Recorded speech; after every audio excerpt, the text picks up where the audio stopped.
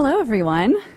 Thank you so much for being here this evening. It is my pleasure to welcome you to the Walnut Creek Library Foundation's Live from the Library, a series of free evenings with authors, scholars, community leaders, and entertainers.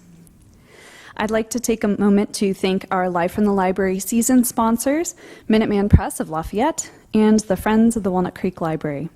And on behalf of the Walnut Creek Library Foundation, I want to thank each of you for your support.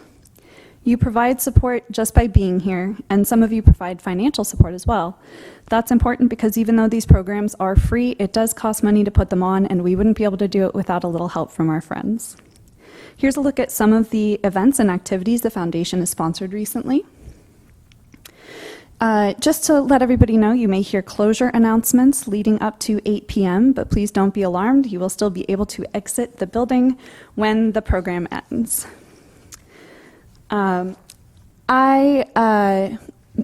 can visit our website to support the Walnut Creek Library Foundation, or if you're so inclined, there's a tip jar in the back. I was lucky enough to participate in a presentation similar to the one that you're all about to hear earlier this year, and I was inspired, which is why you're all here this evening. It was an honor to meet Wei Tai Kwok and to learn more about sustainable Contra Costa then, and it is even more exciting to welcome them to the library tonight. Wei Tai Kwok is a climate activist and volunteer public speaker personally trained by former Vice President Al Gore and his nonprofit organization, the Climate Reality Project. Tyler, switching notes here. Tyler Snorton-Phelps has been part of Sustainable Contra Costa since 2014 and has taught home composting workshops for 20 years. Since we are a small but mighty group this evening, I encourage you all to take advantage of these experts' presence and their knowledge. After their presentations, we'll have time for all of your questions, so think of them now, don't be shy. I'll be coming around with a microphone so everybody has a chance to have a conversation with these two fabulous experts. There are also materials from Sustainable Contra Costa and The Switch is On out on the tables out there. The Switch is On is a nonprofit that can help make home and appliance electrification simple. So definitely take advantage of those materials as well. Without further ado, please help me welcome our guests this evening, Wei Tai Kwok and Tyler Snorton-Phelps. All right. Thank you, Lauren.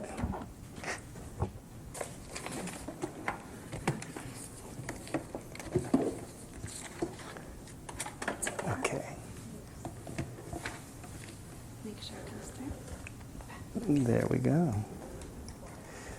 Good evening, everybody. Thank you so much for coming out on a Tuesday night and coming together here. Before I get started on my talk, I wanted to just share a little story of how I ended up in front of you today. Because back in 2006, my wife, Violet, and I went to see a movie in the Orinda movie theater called An Inconvenient Truth. I can't believe it was 19 years ago that movie came out, but by a show of hands, how many people happen to have seen that movie? So a documentary film about global warming and climate change. And Violet is here today. Thank you, my wife. Yeah. Hi, Violet. So we got out of the movie theater that day, and I remember thinking, gee, if what we saw was true, that the temperature of the planet is rising, we probably don't have 100 years to solve this problem. It may just be 30 or 40 years. And at that time, my children, Gareth and Shelley, were 6 and 9 years old. And I thought, gee, it's going to be too late for them, their generation, to solve this problem. You know, whether I liked it or not, the adults of today, we had to be the ones to take action. And so I suddenly felt this big burden on my shoulder after coming out of the movie theater. Now, I'm sort of an analytical person, and I try to study everything and read up on it. So I actually spent the next 3 months spending all my free time reading everything I could to see whether global warming was happening. And I came to 3 conclusions. Number 1, the temperature of the planet is definitely rising. Number 2, that humans are the likely cause of that. And number 3, that our political leaders were doing absolutely nothing about that in 2007. It was, remember, drill, baby, drill, which I've heard recently again.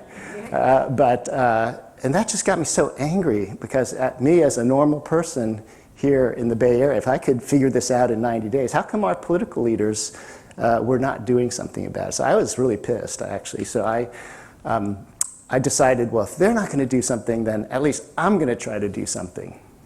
But what? We're just like normal people. How do we combat this massive problem called climate change? And at the time, I was an advertising executive working in San Francisco at my own ad agency. I had 35 employees. I'd run the business for 17 years. And I had great clients, good employees. Everything in my life was going just fine until I saw that darn movie. And so every day I'd go to work, or I'd come home from work and I'd be brushing my teeth and I'd say, what did I do today to be part of the solution to climate change? And every day I pretty much had the same answer. Absolutely nothing.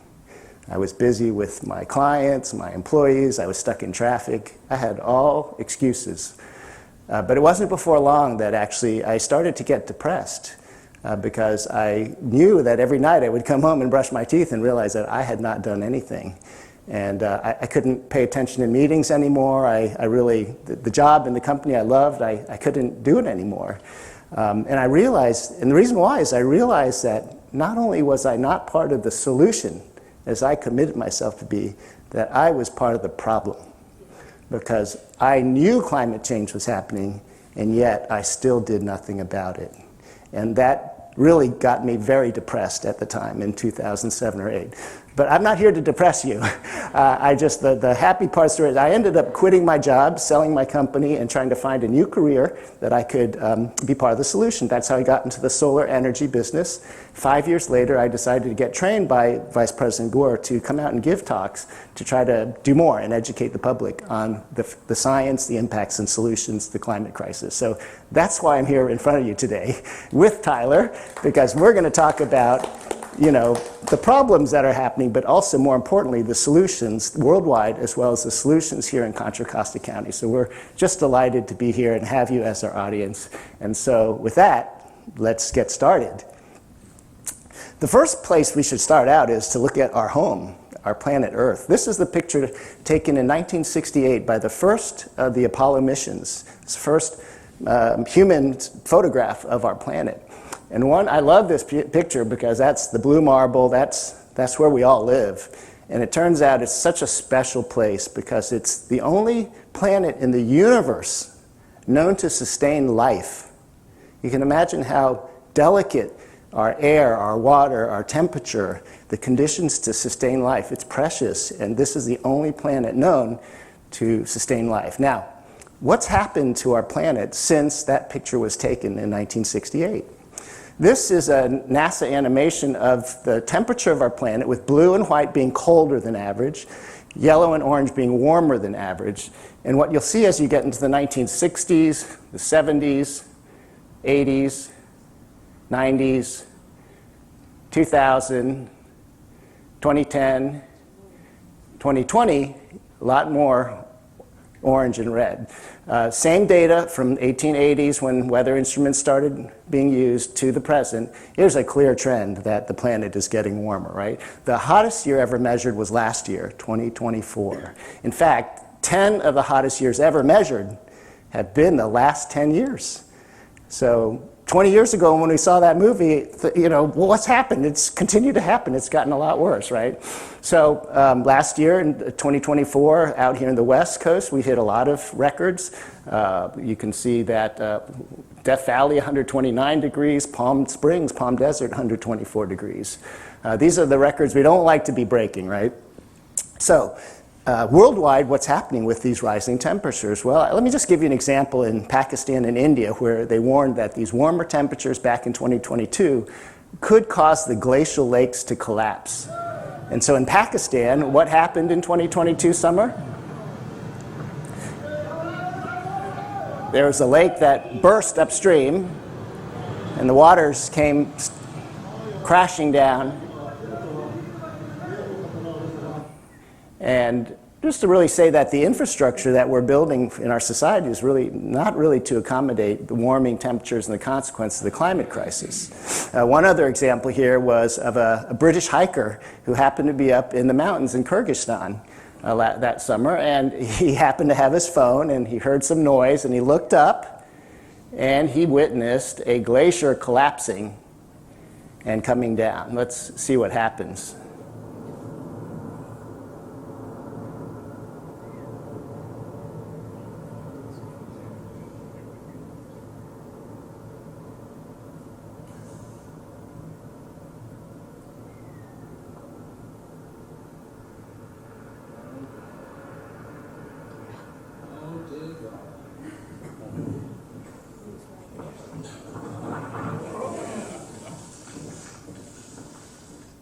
Well, at least we got the video.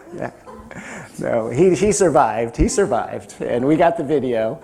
But let's take it a little more serious and say, why is the temperature rising? What's happening here? And this picture here, taken by the International Space Station of our planet from the sideways, is really showing us the atmosphere, that blue atmosphere. Sometimes when we go out and we see the blue sky and we look up, we think it's infinite. Like, how could we puny human beings do anything that could possibly impact the planets with all that infinite space? But it turns out that actually if we drove a car to the top of the blue area, it would only take us about 6 minutes to get there. It's like from here to Oakland. That's about the distance of our atmosphere. It's actually very thin.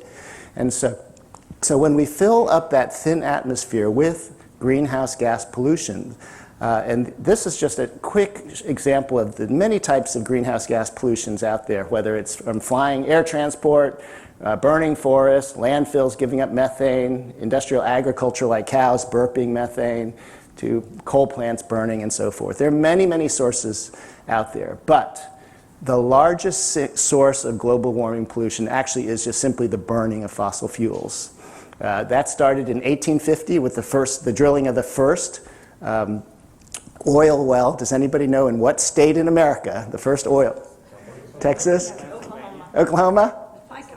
Pennsylvania, you got it. Pennsylvania is correct. Give that lady an extra cookie, please. Okay.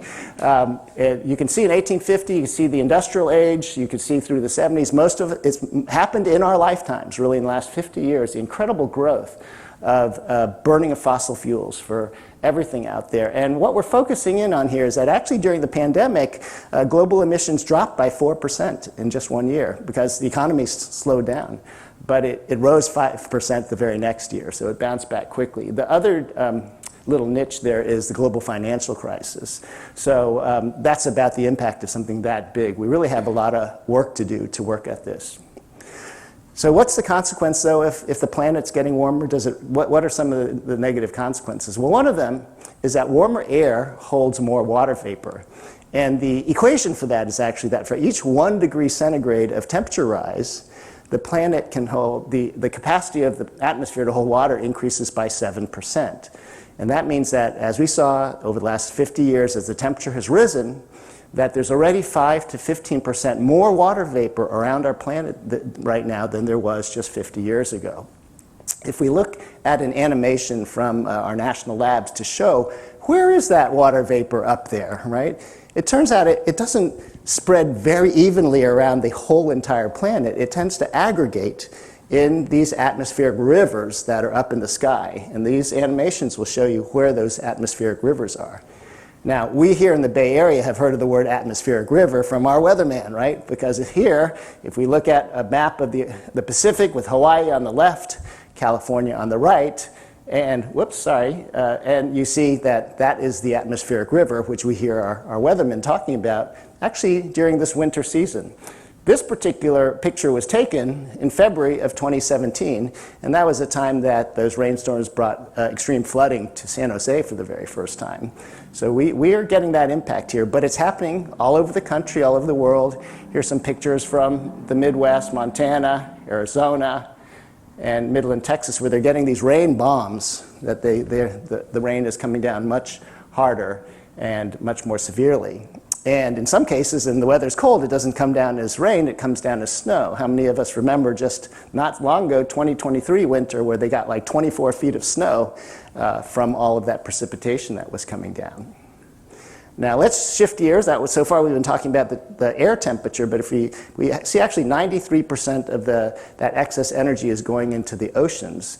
And if we go back in time to see where the energy is in the planet that's been soaked up in the atmosphere, in the land, in ice, and then finally in oceans, the deep oceans, the mid-oceans, and the surface oceans, you'll see that much of that energy is going into the ocean. So while we might have a climate crisis in the air above here, our fish and ocean animals actually are suffering quite a bit. We won't have time to go into all of that, but slightly stronger as its eyewall approaches the coast. There are extreme wind warnings in the Big Bend of Florida, and this is such a dangerous and life-threatening situation.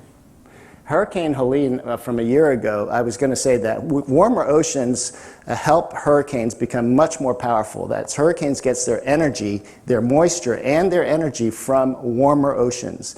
The more warmer the oceans, the more significant are these hurricanes. This happened in early October last year, October 3rd, and it moved inland and hit Asheville just a year ago. And then a week later, Hurricane Milton made landstorm in Florida as a Category 3 and crossed over. And also, parts of Florida had 2 feet of rain in a week or a day and caused extreme flooding and damage. This is all just exactly 1 year ago. It seems like it's in our distant memory, but the consequences are really on us. Now, while on the one hand, just now we saw how there's too much water out there, and that heat is bringing more water, but at the same time it pulls water out of our earth and it gets drought. So we have drought and too much water all at the same time. Around the world, like in China here, they've experienced significant drought, historical drought in parts of China. This is a year ago in Brazil, where the rivers were empty, back in 2022 in France. And here's a picture I took up at Lake Shasta a few years ago with the reservoirs down to maybe 18 or 22%. Just couldn't believe how low the drought that we've been having here in California. But those droughts and those hot weather does actually also have wildfire danger, which all of us are very familiar with now.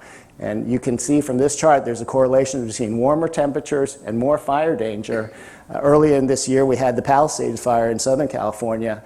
It turns out that was one of the 5 most damaging fires in the state's history. But 6 out of 7 of the largest wildfires we've had in California have all been only in the last 5 years, since August 2020. It's really crazy how this has accelerated. And we all know that the impact on homeowners insurance, right, with cancellations, State Farm wants to cut 72,000 policies. It's really forcing many people to not have insurance or go after the California Fair Plan. What was supposed to be the plan of last resort has now become the plan of first resort. I just clipped this from Sunday's newspaper, the Chronicle. Look at the homepage on the Chronicle. The front page had 2 stories about fires. Many new homes are now built in Fires Pass, and then the wineries trying to figure out what to do about all these wildfires up there. And then a 3rd article about the FAIR Plan. Anybody here in the FAIR Plan? Yep. 35 expected by April, a 35% average raise in the premiums because of the stress on that plan.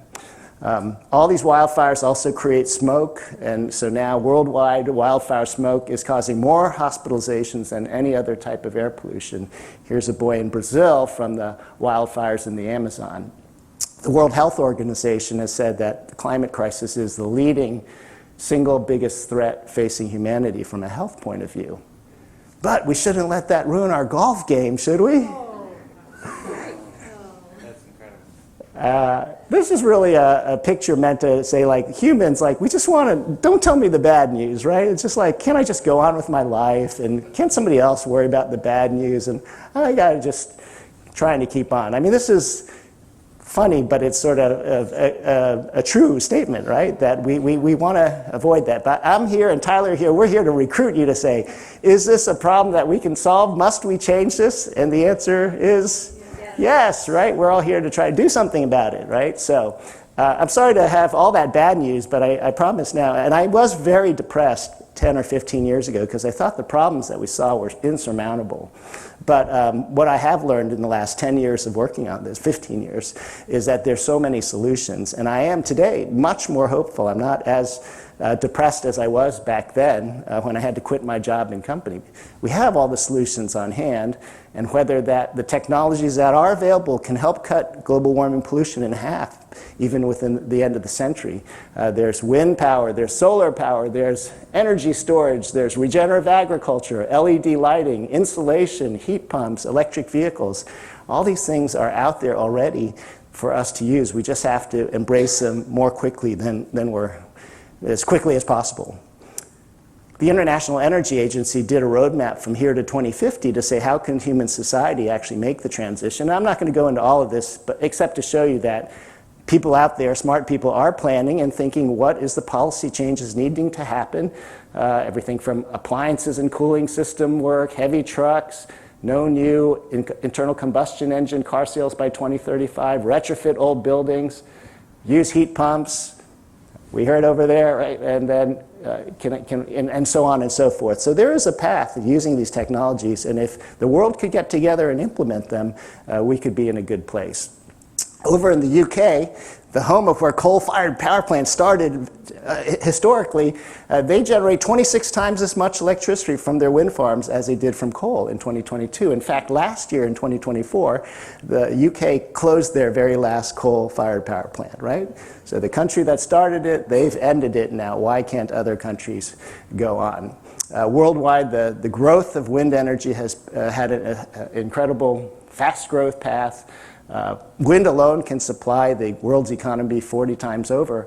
And over in the solar industry, which I work in, and I told you I joined the solar industry in 2009 as a marketing person right there. So you can thank me afterwards. That's all you. Yeah, exactly.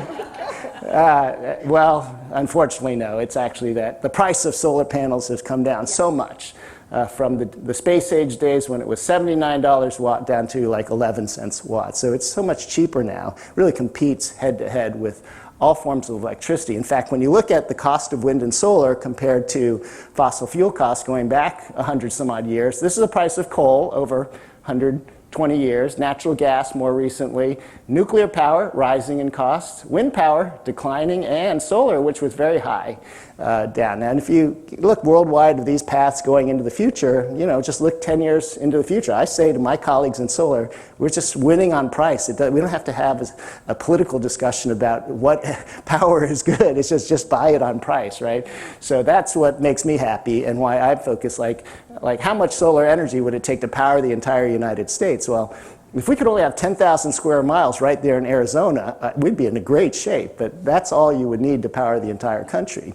And as I mentioned, I don't know if I mentioned this, but I actually am setting up a solar panel factory in Indianapolis, Indiana, the past 2 years.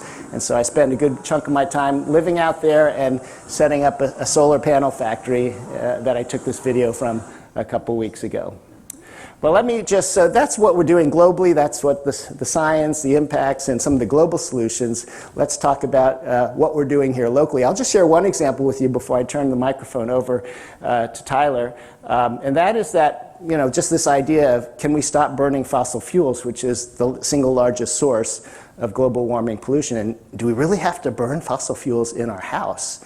And so in 2019, my wife and I, we just said, well, where do we burn it? And we said, well, we have a gas furnace, we have a gas hot water heater, we have a gas cooktop, and we have a gas fireplace. So if we could get rid of those 4 things, then we could stop burning fossil fuels in our house. And the more we researched it and we attended talks like this, and the more we learned, we realized, oh, okay, well, that's our HVAC, and we could replace it with this heat pump mini split system. So these are the outside heat pumps. This is outside of our house, and that's the inside of our house with the ductless mini splits with my son. My son's here today too, Gareth.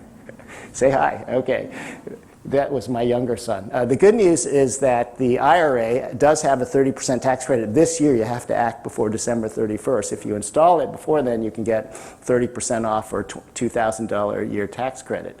There's also heat pump water heaters where you can use that heat pump technology. It's all electric, very efficient, and you can also enjoy a 30% tax credit on that before the end of the year. Yes, ma'am? What's IRA? Oh, the Inflation Reduction Act. Sorry, yeah. And so there's a tax credit this year. I could talk to you about it afterwards. For our gas cooktop, we're Chinese, we love cooking on a wok and, stir fry, but guess what? We got an induction electric cooktop and we're still eating just fine. So it's cleaner and we've really enjoyed that. For our fireplace, we actually changed out the gas fireplace and used an electric log set there. So we did all that, and we were actually able to complete it in 45 days. A project that I thought was going to be complicated, time-consuming, expensive. We were sort of wrong about all of that. And so we finished it, and then I called PG&E and said, take away my gas meter, and they actually will come and do it for free. So that was me turning off the gas meter for the last time, and they took it away. Now, after we lived in an all-electric house for 1 year, I was just wondering, well, how much did that cost financially? Was that a good financial decision? So I dug out like 4 years of my PG&E bills, and what's in blue is my gas bill, and yellow is the electric bill. We were spending $1,000, $1,200 a year on energy. But after we converted to all-electric, you can see the electric went bigger. This was COVID in 21, 22. I don't know why it was so low, but and all in all, it was didn't cost us more after going all electric. So I really could say we have 15 solar panels on our house. We buy electricity from the grid, from MCE, for all of us who live here in Contra Costa. Many of us enjoy MCE. We can even opt up to 100% deep green, meaning that all of our electrons, whether it's from our solar system or over the grid, it's clean. That means we actually live in a zero-emission home. And when we plug in our electric car into our home, it's also a zero-emission home. So isn't that hard to have a zero-emission lifestyle today in 2025? And what did it cost? That one we'll have to talk about afterwards. We ended up spending about $40,000 on our home renovation for converting all electric. But you probably, these days, you could do it for 30 or something less even. We had no incentives back then. So my family's grown up, and I'm much more hopeful about their future. And so, you know, I'm very glad that we were able to make some changes in our lives that didn't make our lives any worse. And so I would like to invite all of you to use your voices, use your votes, use your choices. We make choices every day. We could either choose to be part of the solution or choose to be part of the problem. And I was part of the problem, and I just tried to consciously, over the last 15 years, just not change. It's hard to change everything all at once, but every year try to do something that just is a pathway. And I feel like it's been a wonderful pathway. So I invite you I'm here to recruit you to do these things also, because we have only one planet that we share together, and it's up to us really to make sure that the planet can survive and we can survive in the planet. All right, well, with that, we're going to have a Q&A with Tyler. I'll take a few questions as Tyler's setting up, because we're going to do a computer change, but then we're going to leave time at the end for questions and answers. Okay? Thank you very much. Go ahead, I'll take one question here. And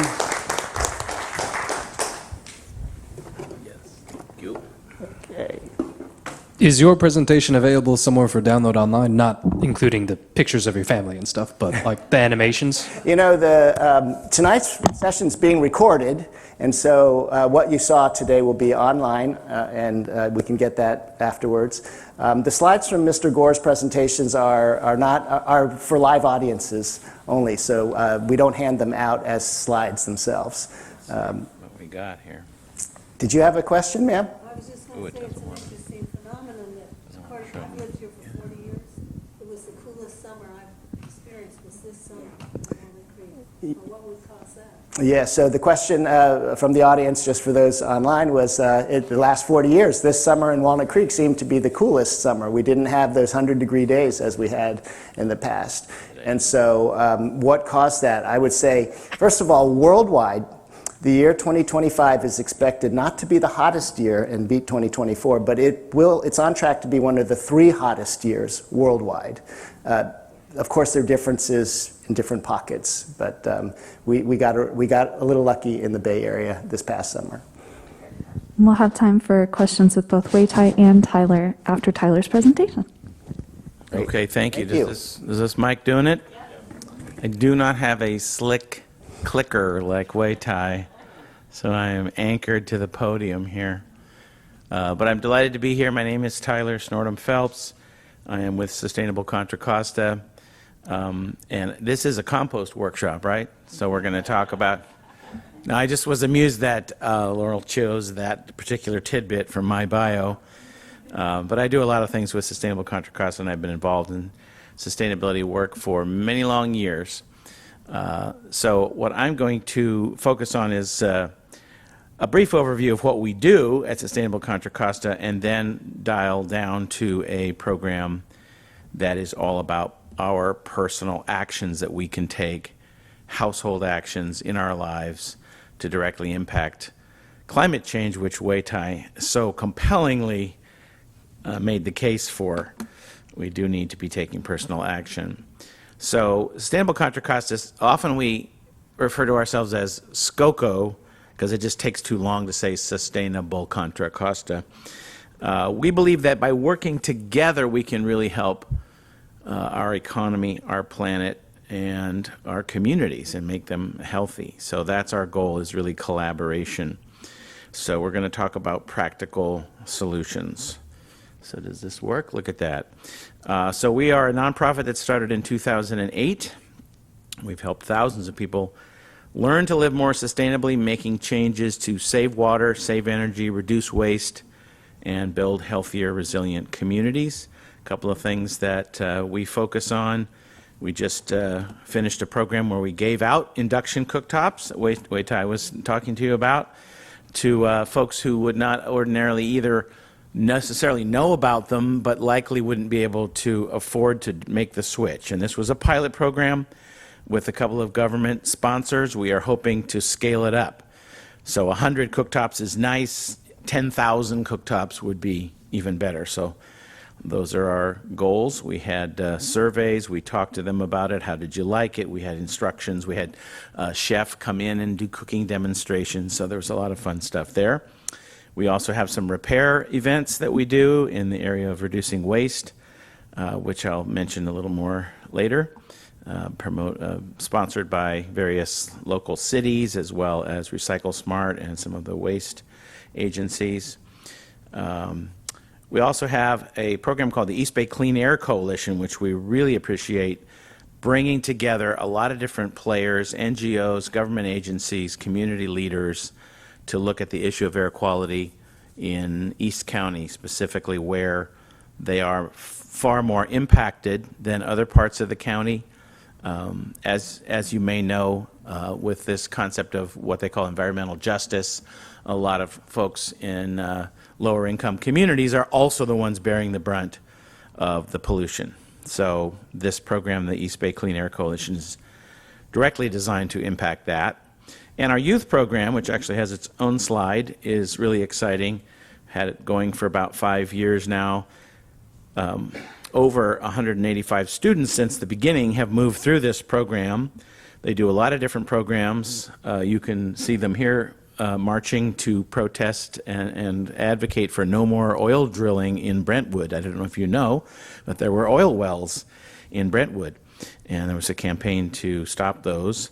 But there's a lot of other things they do. They have a newsletter. They have a climate careers program where they bring people from different industries in to share their career path. Each different program that they have is run by a different intern that we work with. We have a staff mentor that helps the interns. So it's a very exciting and inspiring youth team. So basically kind of like a high school environmental club, but for the whole county. So that's called Sustainable Leaders in Action, or SLEA. Then we recently did these repair workshops, which were really awesome, and so many people, it turns out, are interested in not throwing away their stuff. We have kind of bought into this disposable culture, or felt like we were pushed into it by the companies that want to keep making disposable things. And yet there is kind of still an urge there to say, wait a minute, I can fix this. I don't need to throw it away. So that whole repair culture is blooming rapidly in the Bay Area. There are groups all over. Just Google culture of repair. You'll be impressed. But what we did is we set up in a couple of different places, El Cerrito and downtown Walnut Creek. We had repair coaches, we called them, where they would come in and fiddle with your toaster, or sew up the hole in your clothing, or repair your lamp, things like that. And so we are also looking to expand that one and increase the number of those. There's a lot of different sponsors that we've had. The waste hauling companies were very supportive of that, and others. So those are some other things we do. And our sort of signature program is the Sustainability Awards. We just finished our 17th annual awards gala a month ago. We have honored over 121 individuals, organizations, businesses, nonprofit, schools, governments. It doesn't matter. Any entity that is doing sustainability work can be nominated and can win. And it's really inspiring to see all the folks doing the great work. So even if you don't come to the awards gala, which I absolutely would invite you to do, you can go on our website and just look at the description of what these folks are doing in all different areas. I'll give you a couple examples. And by the way, the 2026, for those of you who like to get your calendar out, the gala is on September 16th, so save the date. But here's a couple examples. We always have at least one Rising Star Award, so that's somebody 18 years old or younger. This particular young woman had a program that dealt with hunger. When she started it in high school, they were creating food packs and distributing food locally, and they've now expanded it after she has graduated, and she's still doing it. It's called now Bites Without Borders, which I think is cool. So a very inspiring program from Manya Mohan. This one is our government winner this year. Just the fact that the mosquito and vector control does a lot to reduce the spread of disease, to keep all sorts of areas, not just our homes, safe, and to spread awareness and understanding of the different problems that happen with these vectors, these lovely pests that we have in our area. So that was an impressive. And they also have a lot of green measures in their buildings and working hard to reduce their energy consumption, water consumption, things like that. This was our business winner, which is producing beauty products, but they're headquartered right here in Concord. They're a B corporation, so a lot of their profits go back into sustainability ventures, but the products themselves are entirely natural, don't have any toxins in them. The packaging is all recycled materials. I could go on, but that's the general idea. We always like to see if we can find inspiring businesses. And we often give a Lifetime Achievement Award. This is Kathy Kramer, who started the Bringing Back the Natives Garden Tour, which was a wonderful program to encourage folks to plant natives. And she makes some really compelling arguments for putting natives in your own backyard beyond just the fact that you'll save a lot of water. There is a whole situation with the food web in our neighborhoods. You know, the food web is really collapsing out in the wild areas, and there's only so much we can do because most areas are now privately controlled. And so if it's your backyard, you can do something. I won't make the whole speech right now, but if you want to know more about this, talk to me because it's really inspiring. All righty, so we did hear from Wei Tai that things are dire, and also that there's hope and that there's a lot of positive action. So a couple little things that we like to quote is just that the Bay Area's CO2 vehicle emissions have dropped yearly since 2018 with the sensors that are measuring that. And that's partly because of a massive increase in EV adoption. So keep that coming. That's a positive trend. And then the cow methane. Now it says Ben and Jerry. I know are they divorced now? I think one of them left. But it's still an ice cream company, and they still use a lot of milk and cream. And so what they're experimenting with, and other dairy operators are, is this idea of simply adding the seaweed to the cow food, and it reduces causes a huge reduction in the amount of methane that the cows are burping, which is basically where the methane comes from because of the cow's digestive process. 3 ounces of seaweed into the feed results in an 82% reduction. It's really inspiring, and so that needs to be scaled up across the whole dairy industry, obviously, because livestock make up a large percentage, between 11 and 17% of greenhouse gas emissions is what I had here. So let's talk about ourselves and our households. We know Americans are concerned about it. They are, research showing 75% Americans feel that this is a major concern and has to be dealt with, but also feel that they don't know what to do. They don't know how to help. And so our job really is to get that information out there. And I want to just pause. I don't have a slide for this, but before I get into the household actions question, and point out that one of Wei Tai's slides was talking about voting and finding people who are making change at the political level.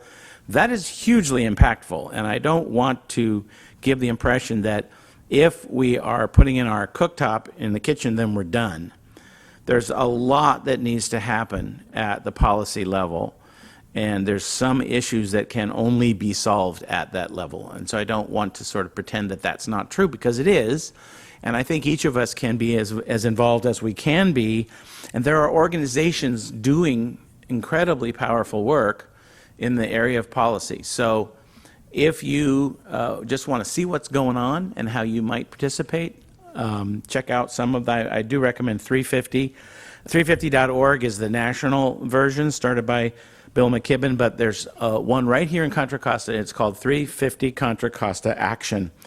And they are literally looking at each city and county law. How is it impacting the CO2 emissions of all of our infrastructure, and what can we do to talk to these state assembly members, state senators, county supervisors, city council members, get things shifted in that direction in the policy arena. So I do encourage you to take a look at those. So that said, looking at our personal action, this app, if you want to call it that, it really is kind of a platform or an app that we recently launched about 4 years ago, is a really fabulous tool for us to kind of grasp what is happening in our household with CO2 emissions and what we can do about it. So it's a free platform, an online resource. It has over 90 sustainable actions that you can take. These are customized for your zip code. It is available in both Spanish and English. And you also might think, I know a lot of folks here are concerned about this, you've been thinking about it a long time, you might say, well, I'm already doing all that. Well, you'd be surprised. There are some things that we can all shift, me too, every one of us, even further in the direction of a smaller impact. So this is the impact we've made here in Contra Costa. By the way, most folks who roll this platform out, and it's in cities all over the country and in even some other places in the world, they just do it one city at a time. So it's, the Santa Monica Green Challenge.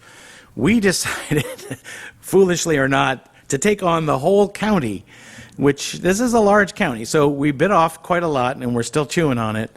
But so far, you can see our impact since 2019 when we rolled it out. We have 6,000 households who are members. You can see the number of kilowatt hours saved, gallons of gas, over $840,000 saved by these folks. So how do we calculate all of that? Well, the first thing you do when you join this challenge is you do a little energy survey. You create an energy profile. And so you say, how many cars do you have? How far do you drive in those cars? What kind of a heating system do you have in your home?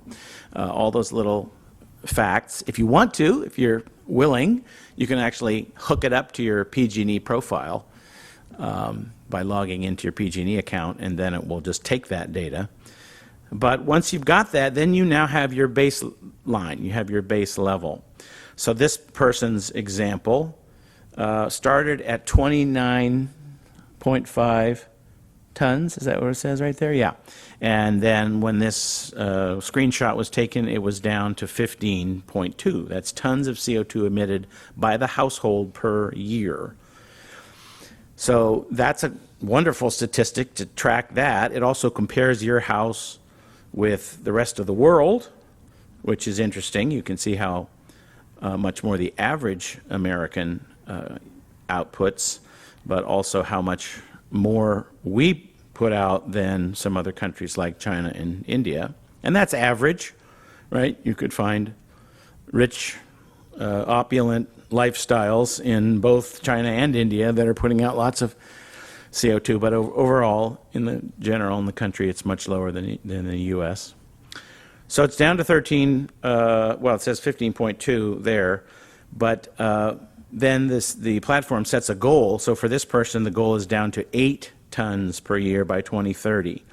which is two tons per family member. Right now it's 3.8 per family member. So it sets the goals for you. Now that is optional. You don't have to ask it to set the goals, but I think it's kind of cool. Gives you something to work for. And then when you're trying to decide what actions you will take, there's a lot of different ways to slice and dice them. You can find ones that are quick and easy. You can find ones that don't cost very much. You can find ones that are family friendly, in other words, can really be easily adopted by the whole family, like learning how to wash your clothes in an energy efficient way, water conserving way. And then there's what we call step it up, where you are able to have the resources to do some of these major things, like putting on solar or buying an EV. But you can also sort it by things for people who live in an apartment.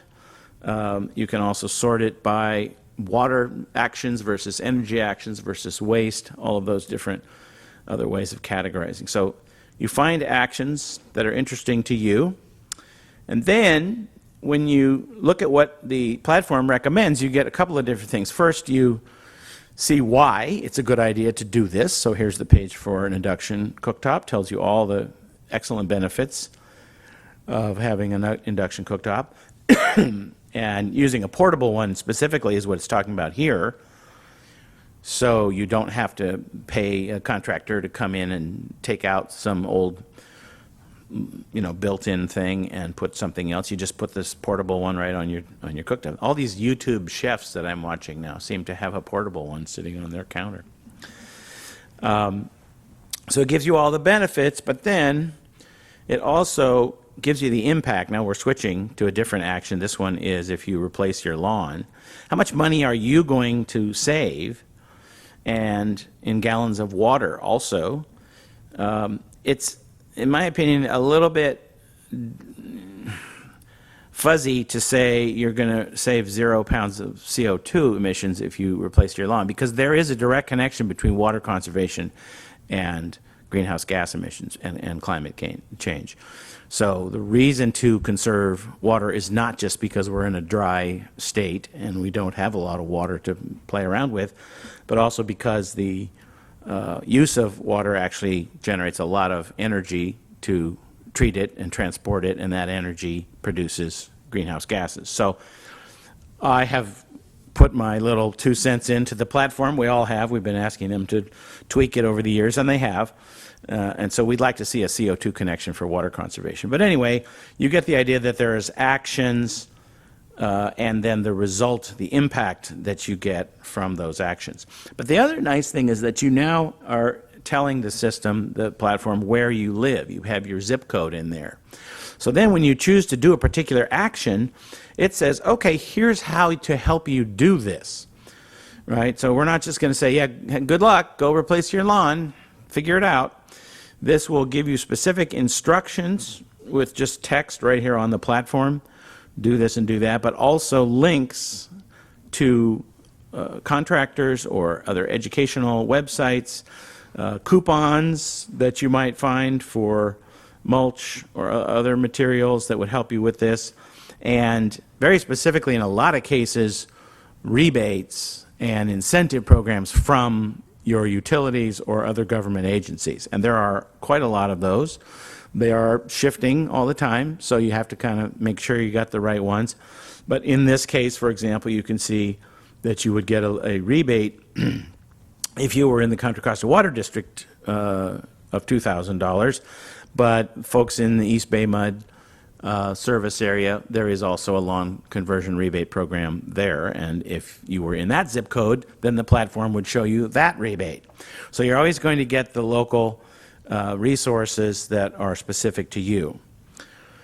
So that is the Cleaner Contra Costa platform. It is something we're very excited about. We also run seasonal challenges every 3 or 4 months. We'll send everybody a email and say, okay, we're just focusing this time on water or this time on energy, and fill out this form and choose these actions, and here's some fun little incentives to do them, and you can have enter in a drawing, for example, to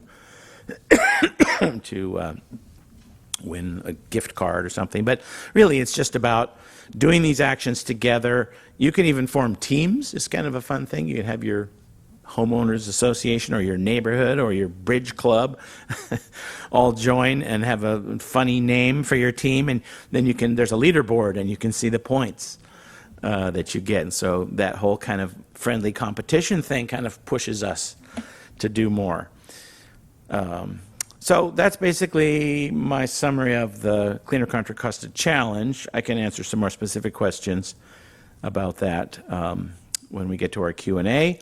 We also encourage folks to volunteer with us. We have lots of different opportunities to volunteer, including helping at our tables at public events. We show up, especially in Earth Month. We end up at a lot of those festivals and public things. But there's also behind-the-scenes way that you can volunteer. You can support us, of course, with a donation. We are a 501c3 nonprofit. We are currently running a campaign to raise $18,000 to support those kids I was telling you about, that youth program, Sustainable Leaders in Action. And this is our membership program here, where you sign up for a monthly donation, and that is extremely helpful for us when we know, that there's a regular commitment coming. But even if you just want to make a one-time donation, that's totally wonderful and accepted and grateful. So that's basically it for the overview of the Cleaner Contra Costa Challenge. I do have a sign-in sheet that I brought, so I can pass that around if you'd like to get more information and get hooked up with the challenge. You can sign up free. But there's also, on the information table out there, there's bookmarks that has the website on it and a QR code if you want to do it that way on your phone. And I did want to just say, in my own personal musings about the process, that information out there from the Switches On program is really powerful as well. And I encourage you to explore. There's cards that are specific, water heater and HVAC, but on their website there's just so much more. And it's very inspiring to see all the different options to electrify our homes, which is a huge one. And then we were talking about most impactful actions worldwide, and I want to make sure that everybody's aware of another great organization. So Wei-Tai showed the energy, what was it, U.S., that had the roadmap. Yeah, International Energy Administration. Energy Administration, but there's also Project Drawdown, which is inspiring as well, and they've done a huge amount of very detailed research to determine what are the most impactful actions. Some of them really are primarily a policy choice, like how we get our wind power, or setting up these deep ocean generators that generate from currents and things like that. That's not a backyard action we can all take.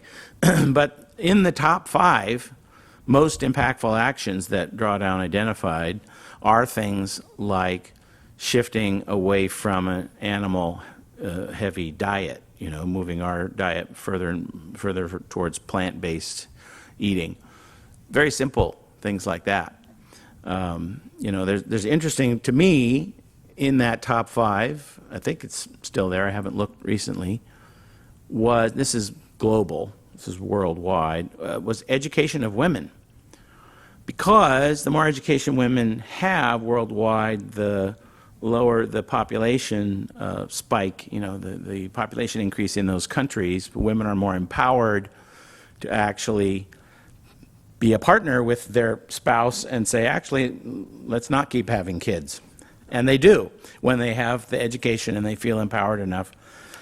And it's just fascinating to me, all the little permutations of our own political behavior, our community behavior, our society, that actually have an impact on climate change. So it's not just the obvious things. Also, one of the things I like to encourage folks to do is look at eating more locally in addition to just reducing your animal products consumption, because there's a huge amount of energy used and emissions produced by transporting food across super long distances, which a lot of our mainstream grocery store food now is, shipped hundreds of miles. Last thing I'll say is that we have a program, and if you sign up on the sign-up sheet, you'll get our newsletter, which is just called Green Movie Night. Simple idea, we show a movie. And it's really nice. It's a simple, maybe an hour long, sometimes 45 minutes, an hour long, usually documentary about a particular topic.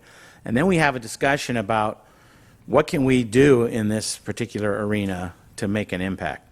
We just did one on fast fashion, which is this clothing companies just cranking out huge amounts of cheap clothing, and the impact especially it has in developing countries, because that's where the factories are, and the waste streams from these factories and the labor conditions, but also just the amount of stuff that is thrown away. I believe the statistic was something like 10 or 15% of the clothing that is brand new, put in the clothing store, sits there for a while, never purchased by anybody, and put in the landfill, just thrown away. So we had this movie, it was very impactful, and then we had some folks who were working on this sustainable fashion side of things talk to us about what we could do. We've done one on regenerative agriculture, which Wei Tai mentioned as a very powerful, if it was scaled up globally, a very powerful way to impact our carbon emissions. So we're looking at all the solutions, and the key, I think, is that we talk to each other about it. Don't be shy about bringing it up. And that we really work together and listen to each other. So that's my little sermon about that. Thank you very much. I think I hit it on time. So now we'll invite Wei Tai and Tyler to have a seat, and we'll take questions for everybody. Fantastic. I'll start over here.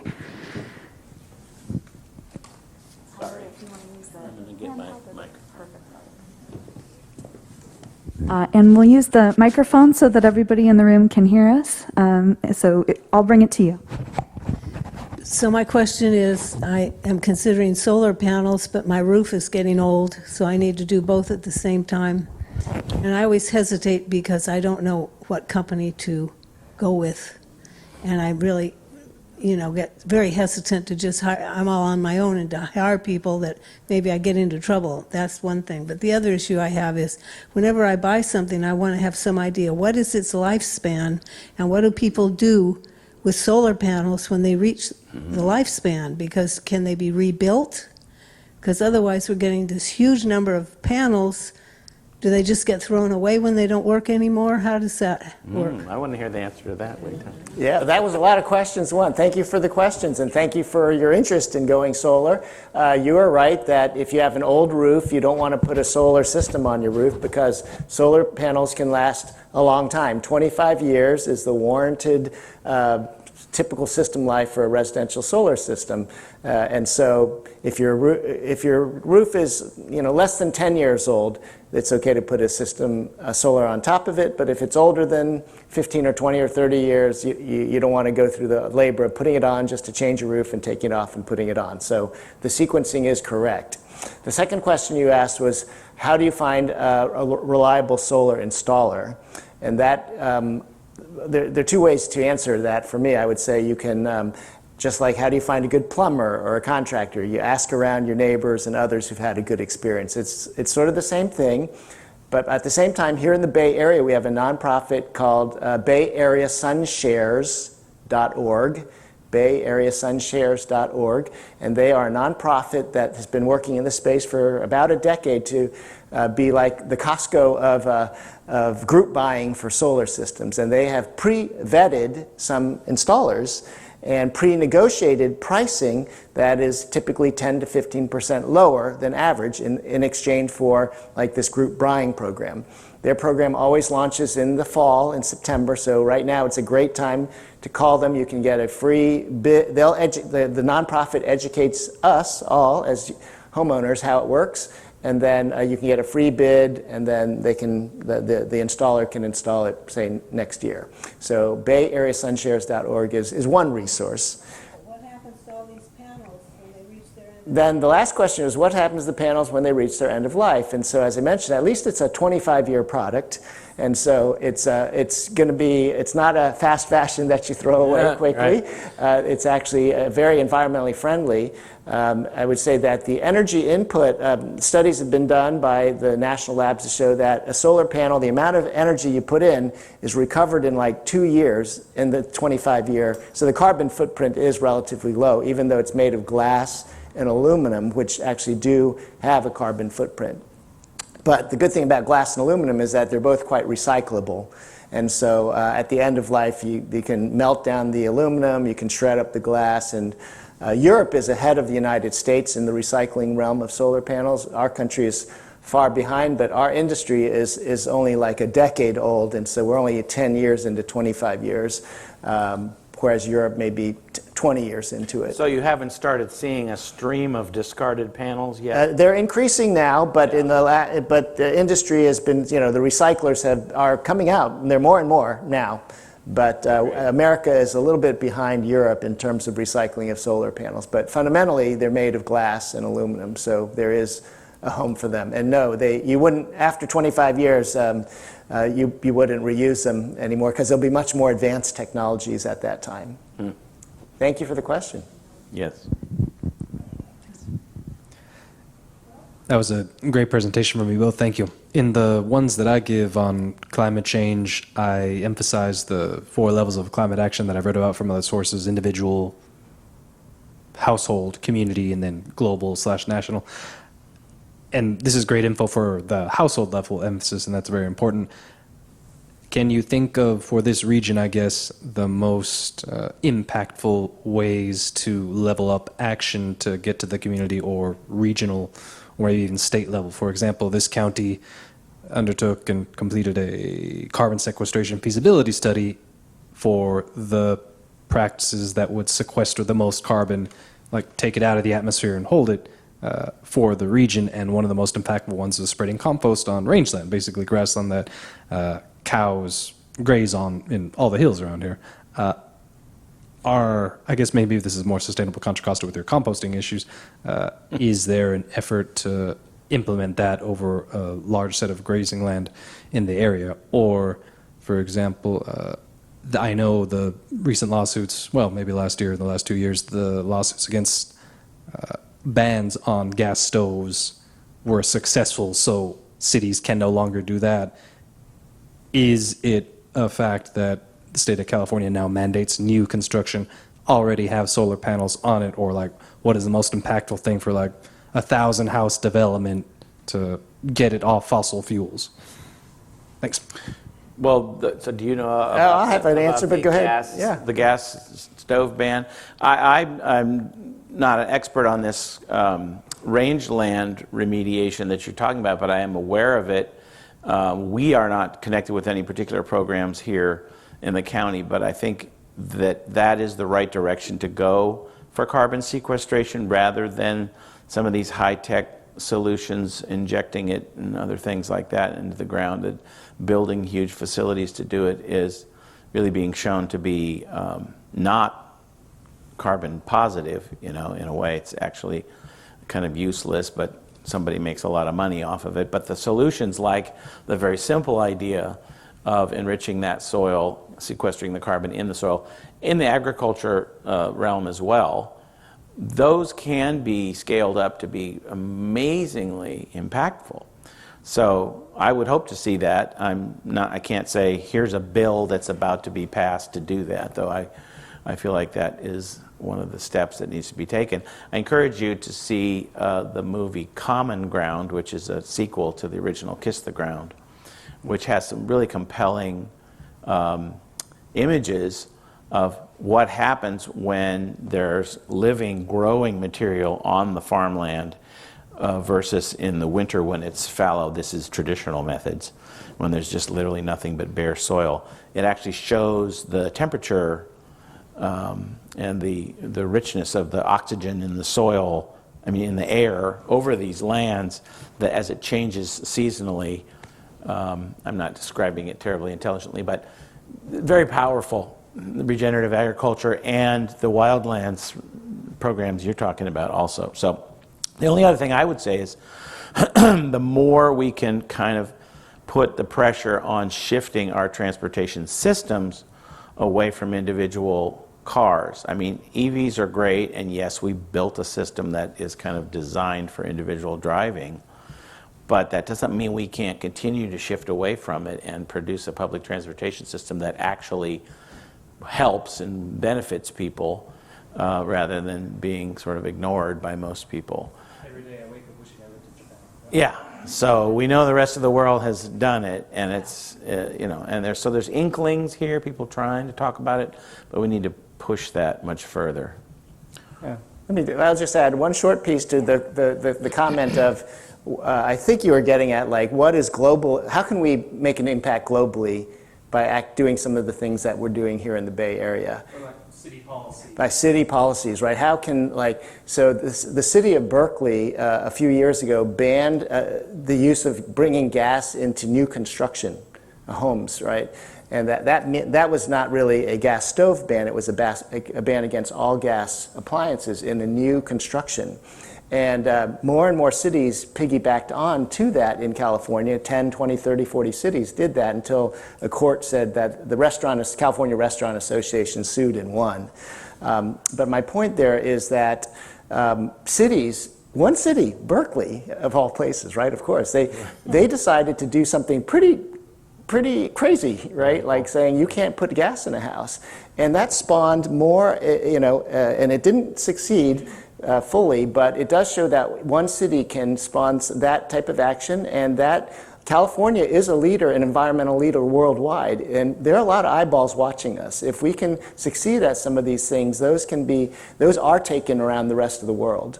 We banned, if you go to Home Depot, can anybody find a gas leaf blower anymore? You know that a gas leaf blower is now illegal to sell as of a year and a half ago. And whoever thought, like Amazon.com, you cannot click on gas leaf blower and have it shipped to California. So that's an interesting thing. Gas water heaters in 2028 in the state is no longer allowed to be sold. You cannot buy a gas water heater in the state. These are very innovative policies at the local level that we're going to prove in California you can electrify everything, and hopefully the world will come along. We're going to take a question over here, actually. I've always wondered with Amazon.com, speaking of that, we live on a very short cul-de-sac, and every day there's a UPS truck, there's a FedEx truck, and there's 3 or 4 Amazon trucks that go by. Fortunately, the Amazon ones are primarily now electric. But has anyone studied, is that better than us individually going Driving and to the driving? store. Oh yeah, that is a deep conversation. We've done some articles in our newsletter on that, and it's been sort of lightly touched on. It needs a little deeper research. There's so many factors. You'd think it's pretty efficient to have one truck delivering 50 or 100 things instead of 100 people driving to the store, but you have to factor in the whole supply chain and the way that they package things, but there's a supply chain for the store that you drive to as well, and you have to think about the distance that you travel. It's a very interesting question. So that wasn't much of an answer. I don't know, do you have a better answer? That's not in my wheelhouse. I wonder about that too. Also, they're diesel trucks versus gas, and Yep. the weight of those trucks on our roads is Yep. also something. I just wondered who studied this.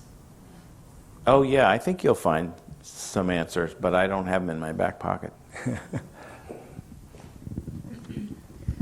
I have 2 issues. One is I have concrete all around my house, and it's badly cracking up after 50, 60 years there. And I don't want to have to replace it because concrete's one of the worst CO2.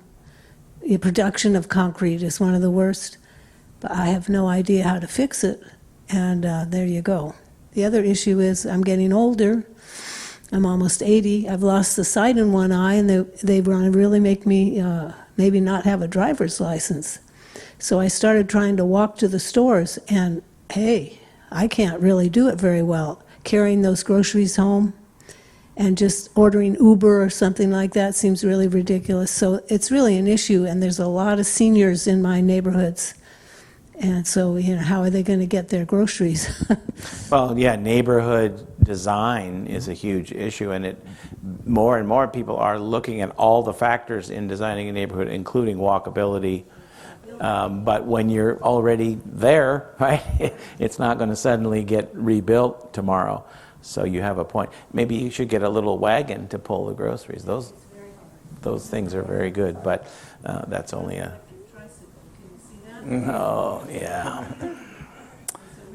No, it really is. You're absolutely right. It is a problem. We designed our neighborhoods for a certain kind of person getting around in a certain way, and you can't just suddenly drop a new solution in there. Oh, everybody will just ride their e-bikes down the middle of the road. Won't that be great? No, it doesn't work that way. Or on the sidewalk, which is even more dangerous. So yeah, I don't know. That's a great question. I have been hearing about some ecological, environmentally minded concrete alternatives, but I haven't seen any of them actually produced. Or there are some high-tech companies designing low-carbon concrete. Are they ready? Even here in the Bay Area, they're putting them into the San Francisco airport as a test, but those have not, to your point, been scaled up. So they're not really. You can't go to Home Depot and buy. You want it for a driveway or just? Big driveway and a patio, and they're both really old and crappy. Yeah. Because the patio could be other things, wood or even. You might want to research the term permeable pavers. Permeable pavers. All right. Good. Yes, if it's installed correctly, you can have permeable hardscaping that you drive on. And it recharges the groundwater as well as being the lower carbon. And we've got a pavers case study right in the front row here. We're here to share with each other. Thank you for offering that.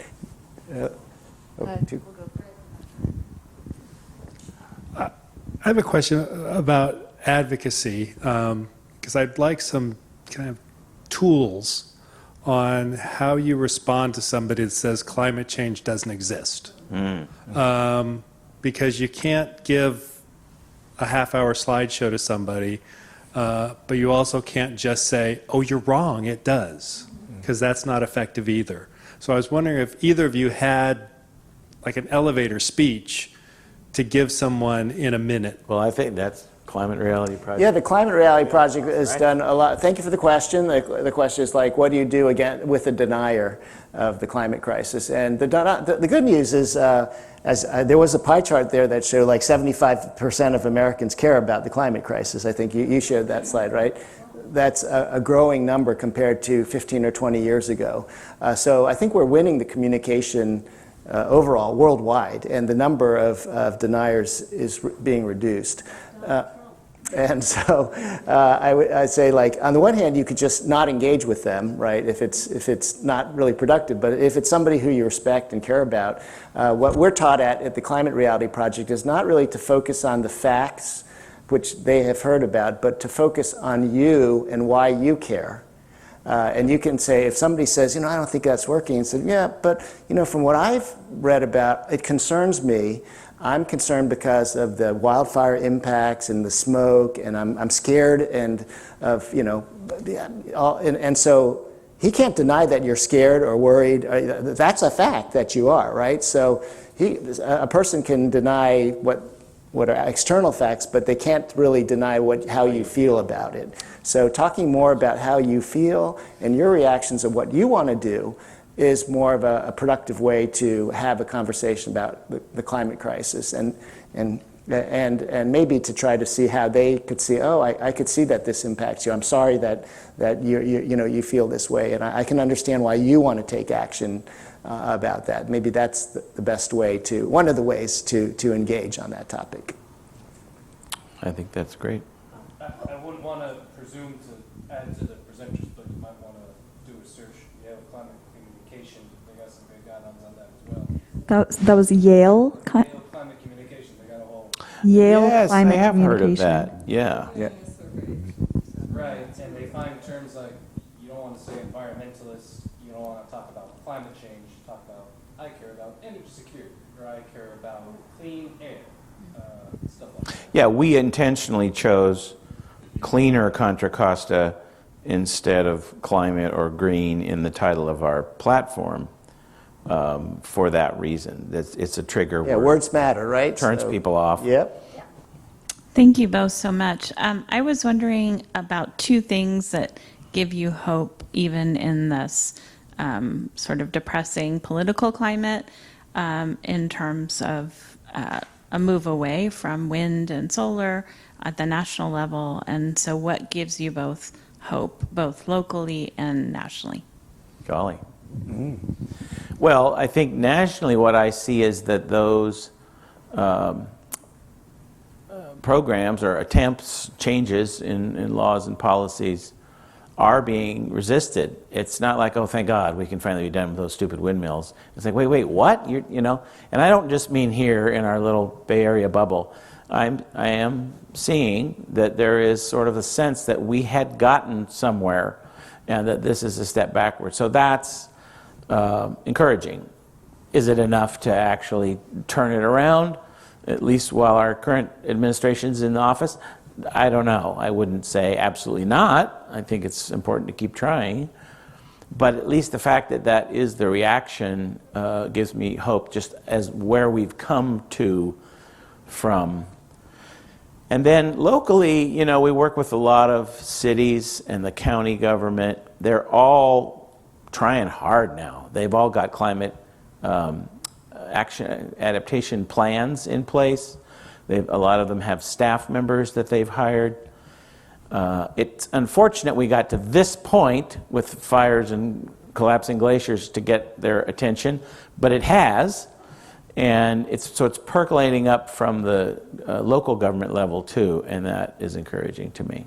And really, just being here at a situation like this where you can share with your neighbors and feel some sense of connection and positivity, that's always good. Yeah, and I was going to say the same thing. Like the march that we had in Walnut Creek on the No Kings Day, that was really for us and not necessarily for somebody else. Yeah. It was really to build us up and make us feel. Coming up Saturday, right? There's another one. Yeah. There you go. So I think that I really enjoyed participating in that simply because it made me feel better, number one. So emotionally, I think that was good. And then practically, the cost of solar energy is worldwide so low. So even no matter what, it's growing so fast that this is not about politics anymore. And even if the United States slows down, the rest of the world is going faster. We're going to be delayed in the U.S. for a couple years, but it's definitely, the technology is advancing, and 4 years from now, you know, it'll be back. And if we look in the larger picture, I think business solutions, the climate crisis really encourages me. I get a lot of people coming to my door telling me I can get solar for free. And what they mean is that they're going to own it on my house. Yeah, that's a model that some people are touting. Do it yourself. I don't know if you can really get it for free. That sounds a little too good, but for If they own it and lease it back. you can lease it. You can lease it, so you don't have to pay a big chunk of money up front. You could spend it over monthly payments. So, yeah. We probably have time for one more question. One more question. Who hasn't asked a question? A comment. A comment. We'll take a comment. I belong to a group called Citizens Climate Lobby. Yes. And we deal in policy. We're doing that at the Marty Roach just won our award at the September awards gala. Well, that's at 350. Yeah. No, So she's we're involved with Citizen Climate Lobby too. She was, quite a while before I got engaged Okay. and stuff. And Sorry, go ahead. She's no longer, but yeah. Anyway, so at the national level, also Jasanya, our congressman that we lobby in D.C. in June, July timeframe. There's about 800 of us going to Senate offices as well as legislation. So we're also now getting involved at the state level. But some of the things that they talk to us about is when we're talking to others, talk like a human, right? And like you said, make it personal and and understand where we're coming from. There's also a group around there in San Francisco. They've got various chapters called Braver Angels. And again, that's to help us be able to talk to folks in a respectful manner. That's great. And so there's lots of things that are going on. Just to just look around, and you'll see a number of different groups trying to make things. And one thing more and more they're seeing is affordability. So they're seeing the climate where we were, with Biden and other administrations. The big things was security. From a different, depending on who you're talking about, again, knowing your audience, right, what strikes them. And also with, not only with that, but affordability has really now become the things that people are talking about. At the state level, we just reauthorized cap and trade, which now the governor's calling cap and invest. And we were really using it from the affordability perspective. So that we can use the funds that come out of cap and trade or cap and invest now to reduce our utility bills, right? We're seeing things like that. So there's being a shift now that you'll be seeing too, that the message is kind of changing. Again, we want to accomplish something. How we do that is about language, right? However we get there, it doesn't matter. But affordability is the new thing that we're using. That's a great point. Affordability is what... Huge. And just another thing about, so I mentioned Bill McKibben's 350.org original, but he has a new group called the Third Act. Those of us who are in our 60s now, he has a point about this stage of life and what would it mean for you to be really active at that point and learn from each other and do these actions together. So just Google Bill McKibben Third Act, and you'll see what's up there. Well, I wanted to take a moment to thank you all for being here. The reason you're here tonight is because I was inspired after listening to these climate leaders, and I hope that tonight has inspired you to go out and connect with your community and your friends too.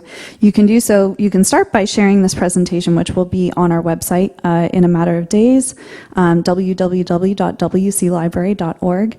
And a huge thank you to Wei Tai and Tyler for being here tonight. Thank you. Thanks again, everybody. Get home safe. I'm going to pass here's my little sign-up sheet here if you want to get more information. And don't forget to pick up some of the materials on the table outside. Thanks again, everybody. Get home safe.